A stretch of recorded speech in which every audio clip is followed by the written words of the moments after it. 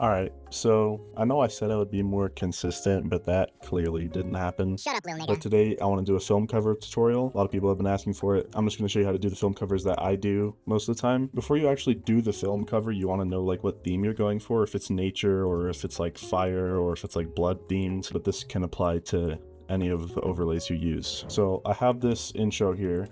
And right here, when it says promise, I want the film cover to come in, so it's basically just like an end screen before it goes into the edit part. I'm gonna add a bunch of overlays. You need a ton of overlays for this. If you need overlays, you can get my overlay pack. It's on my pay-up. There's 1,000 overlays in there, over 1,000 overlays. So if you already have your own overlays, then this applies to anything. So here, I've just added a bunch of I got chains, barbed wire, blood mats, textures, basically everything I'm gonna need. So I'm just gonna go and place them as I go. I've got textures, there's this barbed wire, paper, film burns, everything. So I'm just gonna scale these all down and then I'll kind of start one at a time. So I'm just gonna, this texture, I'm gonna scale it up. So I just put it on dark in here and you can see it's adding some texture in these places. And I've got barbed wire here. I'm probably just going to place it somewhere here in the corner, something like that. And then this paper texture is just going to go on the corners as well. So I'm going to scale it up,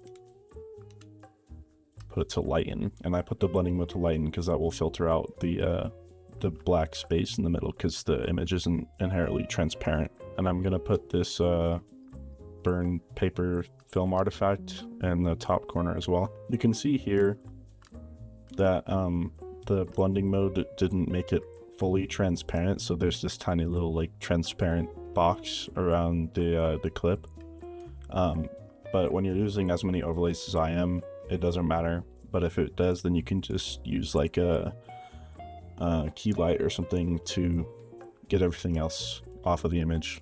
This chain is just going to be rotated and put on the side right here. That's probably where it's going to look best. I'm gonna put that chain right there, and now I'm just gonna put a bunch of textures on to make the overlays look a little more blended. So I have this like bloody like rust texture, and I put the blending mode to darken and just put it over everything. Now I'm just gonna add more particles and fire things. Once I have that all set up, I'm gonna add curves to the original clip, and I'm going to make it a little brighter, and I'm gonna put some red and orange tones in to match the fire, because the fire should be obviously reflecting off of him. So I'm just going to make that match up a little bit more. Now I'm going to do the text. I'm basically just going to do the same thing that I did in my old text tutorial, and if I'm just going to skip over this part, but if you want to learn how to do the text I do, then you can just go to my text tutorial. Text is pretty much done. It's just a simple paper texture and rough edges and all that. So I'm gonna see if BCC halftone looks good on the entire clip. Yeah, I like the look at that. So I just added adjustment layer, put BCC halftone, put on put the blending mode on overlay. I like the look at that. It might be a little bit too much, but doesn't really matter for now. Now I'm just gonna go to where I want the actual film cover to start. I'm just gonna move everything to where it starts, and then I'm gonna cut it where it ends. Next thing I'm gonna do is add a little transition. I do this circle mask transition a lot, but I've been kind of moving out of that recently. So I'm just gonna do like a shake frame rate transition, and I'll show you how to do that. So I'm going to add a adjustment layer. I'm going to put bokeh and exposure onto it. If you don't have bokeh, you can get it from this website. I'm not affiliated with them, it's just where I get all of my plugins. I'm gonna make the adjustment layer about this long, and I'm gonna put keyframes for the exposure and blur radius. And blur radius in the middle is going to be 20, exposure is going to be 1.5. And then I'm just going to go to the beginning and then put them to 0, and to the end put them to 0. Then I'm gonna add a graph. Make sure it's a value graph, and then just copy what I do.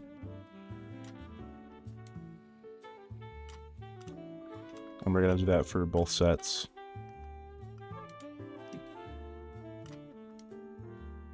Alright, so now we have this little exposure transition, but it doesn't look that good because there's no animation or shake, so I'm going to add a shake under it. and just make it the same length. I'm gonna add s_shake. When you're doing shakes, it kind of depends on the clip you're using. So I kind of just play with it until it looks good. That looks shitty. Okay. Alright, so I ended up just going with a dissolve shake. It's basically the same as S-shake, but just a little bit different. It's pretty small, but I think it fits the clip better. Next thing I'm gonna do is just animate all of the overlays, because as you can see, it looks very stiff. So none of this needs to be animated. Those are all particles and shit. Basically just these. I'm gonna do this barbed wire first, so I'm gonna highlight everything and then just put all the positions right here, because this is what I want the end positions to be. So now I can just go back and do all the beginning positions, but I'm gonna do it right here because I can't fucking see right here. So I'm gonna move this chain out so it comes in through the clip. So this one's just gonna come out and like diagonally. This one will come in as well.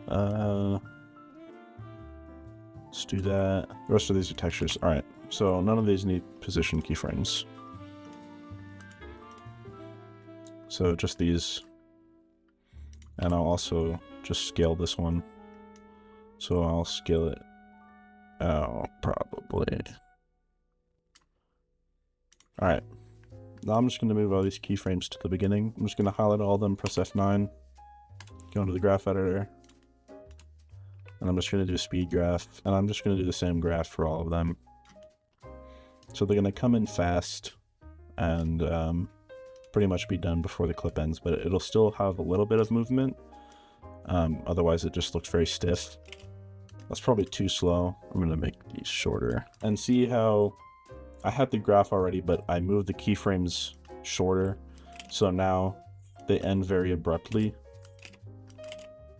And I don't like to look at that, so I'm going to fix the graphs real quick. And I don't really feel like animating text right now, so I'm just going to do a scale on the whole comp, just a very linear scale.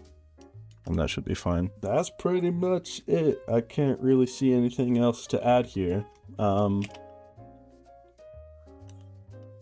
Except this little motion tile shit that's going on up there. I don't like that. I'm not gonna fix that right now, but if this happens for you, you just need to remove reflect from your shake and pre-compose everything and just add motion tile onto the overlays. But I will also go over an issue that happens when you try to pre-compose a overlay that already has a blending mode on it. You can see if I try to pre-compose this, the texture no longer has a blending mode. I don't know which fucking file that is, but let's just say this is the file. Just remove the blending mode from it and add uni unmult. It basically just adds the blending mode, the best blending mode that will work for the overlay, but it will remove that issue for pre-comps. But yeah, that's basically how I do my film covers.